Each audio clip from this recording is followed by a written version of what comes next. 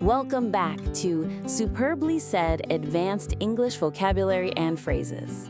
It's good to be back. Today's content comes from a SpeakDuo lesson, specifically number 1258, which is all about phone habits. A very relevant topic. It is. And just a reminder, you can go to SpeakDuo.com to meet new people from around the world who are practicing English on video calls. It's a great way to build confidence. A really great way. Okay, let's dive straight into the idioms at hand for our advanced English learners. I'm ready. Looking at our list, we've got some really good ones today. They touch on personal space, mental states. We certainly do. Let's start with one that I think is just essential for professional survival and personal sanity. Okay. The phrase is to draw the line. To draw the line, okay. It sounds simple enough. The definition from the source material is to set a definite limit on what you will allow, accept, or do. Right. But, let's be honest. Why don't we just say no? I mean, why do we need a whole idiom for this? That is the crucial question, isn't it?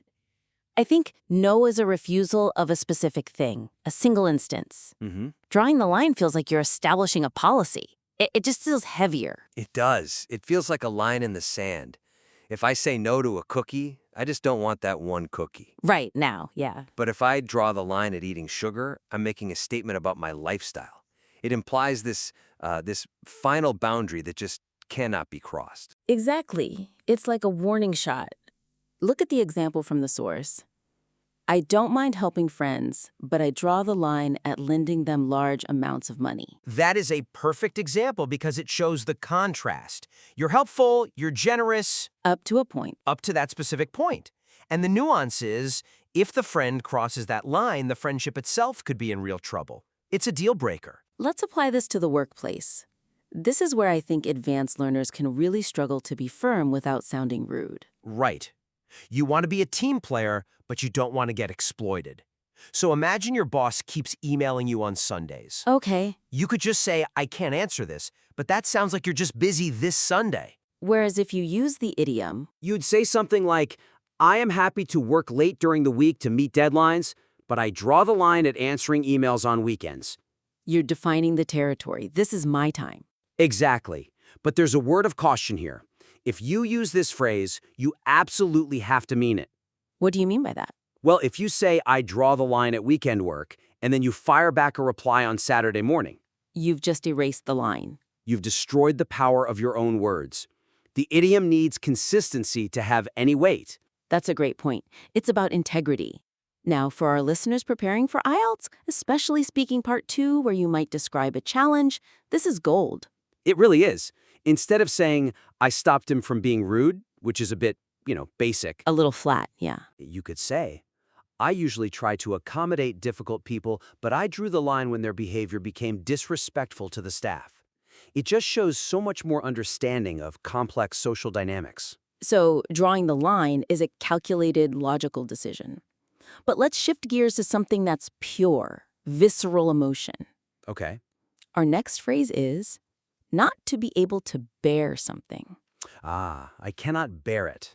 The definition is to strongly dislike something or find it intolerable. But I feel like dislike is it's too weak. I agree. Dislike is polite. Right. Cannot bear feels physical. It suggests this weight you're carrying and your knees are about to buckle. Precisely. If you say, I dislike the rain, it means you'd prefer sun. But if you say, I cannot bear the rain, it means the rain is actually causing you suffering. It's grating on your nerves. We often use it with sensory overload. The source material gives a classic example. I cannot bear the sound of people chewing loudly with their mouths open. Misophonia. That's the perfect context. It's not a moral objection. It's that the sound itself makes you want to scream. It's an involuntary reaction. The source also lists, I cannot bear it when people interrupt me while I am speaking. And that one touches on frustration, that feeling of your blood pressure rising. Now, in a business context, you have to be a little careful here. Right. You probably wouldn't tell a client, I can't bear your demands. No, that's way too emotional. But you can direct it at the environment, not the person. How so? You might say to a colleague, I cannot bear this construction noise. I can't concentrate at all. It frames it as a statement of incapacity, not just a complaint. That's a really key distinction. Okay, let's follow that emotional path. You start by drawing a line, then maybe you cannot bear the stress, and finally, the emotion just runs out. And you are over it. To be over something. Yes, this is the state of apathy. It means you are no longer interested, no longer excited, no longer even bothered by something. You're just emotionally finished with it. How is that different from just saying, I'm finished with it? Well, finished implies the task is complete. I finished the report. But being over it implies the interest is dead. Ah, okay. You can be over something without ever finishing it. It's about that emotional shift from caring to not caring at all. The source notes use the example. I used to love that video game, but now I am completely over it. Exactly. It captures that feeling of burnout or just, moving on with your life. Or habits. The source also mentions, I am over waking up early to run. I prefer sleeping in now. That represents a whole phase of life ending. For IELTS candidates, this is a fantastic way to talk about how your tastes have changed over time. Can you give us an example? Sure. If the examiner asks about hobbies, instead of just saying, I don't play guitar anymore, you could say, I used to play guitar avidly, but honestly, I'm over it now, and I prefer painting. It sounds so much more natural. It really conveys that emotional journey. Mm-hmm. Okay, let's move from emotional states to mental states. We live in such a distracted world, and this next section is all about attention. Or lack of it. Yes, the first phrase is to zone out. To zone out. This is when you stop paying attention and just stare into space. Usually because you're tired or bored. So is this the same as daydreaming? Not quite. And this is a nuance that I think a lot of advanced learners miss. Daydreaming is active. Okay. You're imagining a beach, you're planning dinner, whatever. Your brain is creating things. Zoning out is passive. It's like a screensaver for your brain. It just shuts down, it's empty. The lights are on, but nobody's home. Exactly. The source context is perfect. I was so tired that I started to zone out during the lecture. Or in a long, boring Zoom meeting. We have all been there. It feels almost involuntary, like your system just crashes. It is. And socially, it can be a bit awkward. So how do you recover if this happens in a meeting? Good question. You kind of have to own it. You just say, I'm sorry, I totally zoned out for a second there. Could you repeat that last figure?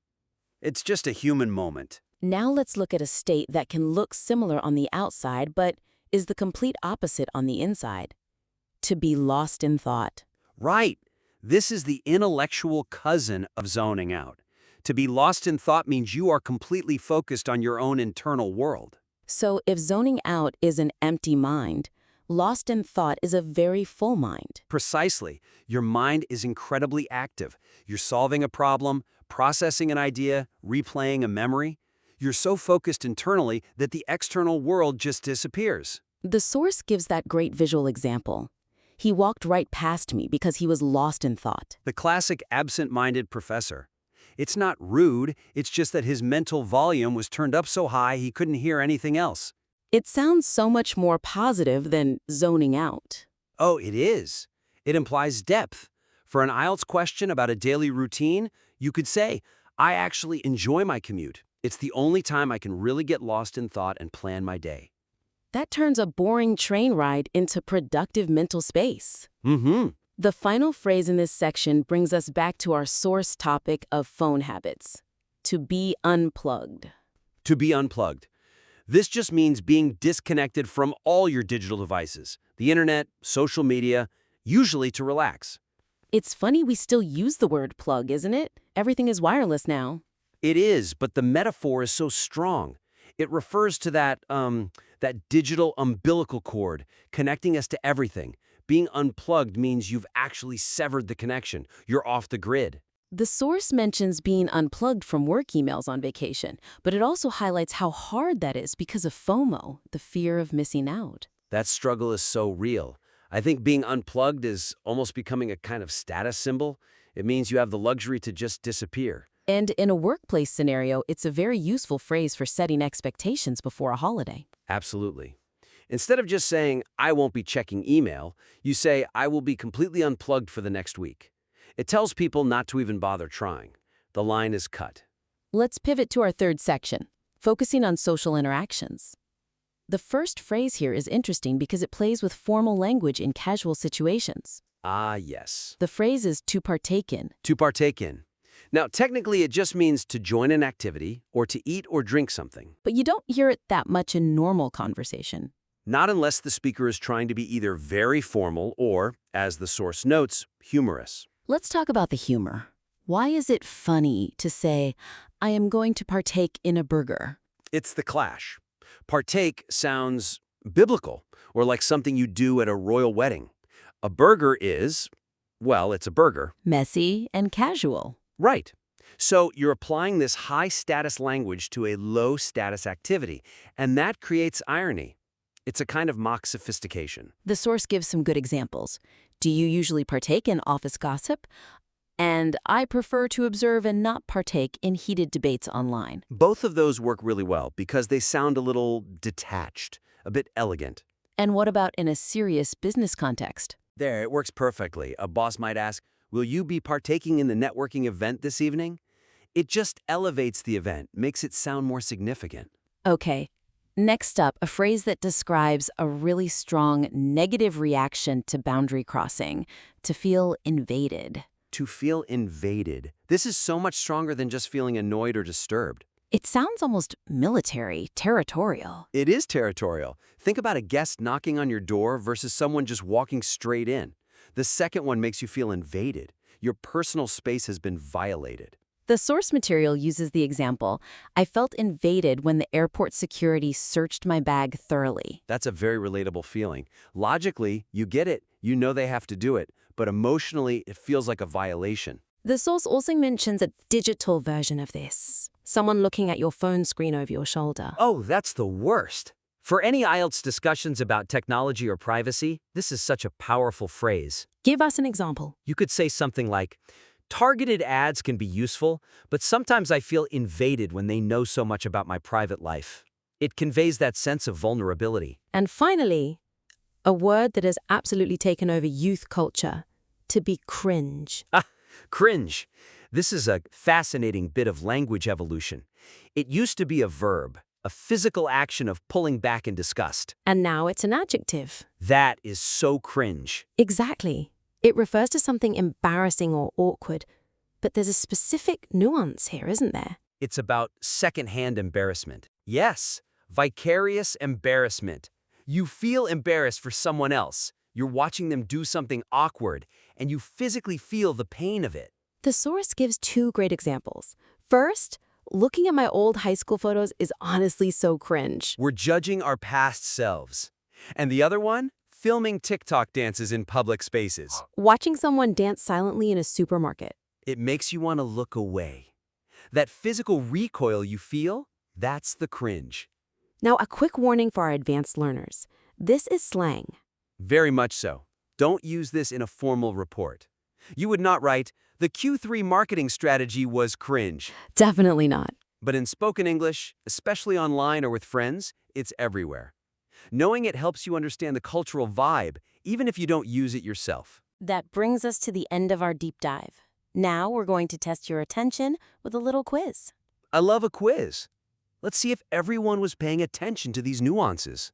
Okay, I'm going to give you a scenario and then 3 options. Feel free to pause things here if you need a moment to think about the answer. No pressure. Question 1. Your boss asks you to do something unethical. You want to say that you absolutely refuse to cross that moral boundary. Which phrase fits best? Is it, I zone out at that. I draw the line at that, or option C, I partake in that? I'll repeat those. That's A, I zone out at that, B, I draw the line at that, or C, I partake in that. And the answer is option B. You would say, I draw the line at that. Remember, to draw the line is about setting that firm moral limit.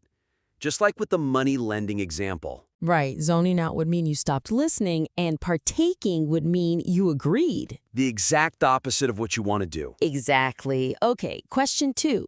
You are in a very long, very boring meeting and your mind just goes blank. You aren't thinking about anything specific, you're just staring at the wall. Is that I am lost in thought? I am unplugged? Or option C, I am zoning out? Or option C, so which one is it? Are you lost in thought, unplugged, or are you zoning out? The correct phrase is option C. You are zoning out. Remember that key difference. Lost in thought is active, busy thinking. Zoning out is that passive, empty state caused by boredom. And unplugged is about technology. Right. Not relevant here. And finally, question 3. You are going camping for the weekend. You're leaving your phone and your laptop at home specifically to escape the internet. What are you doing? I am going to be unplugged. I am going to be cringe.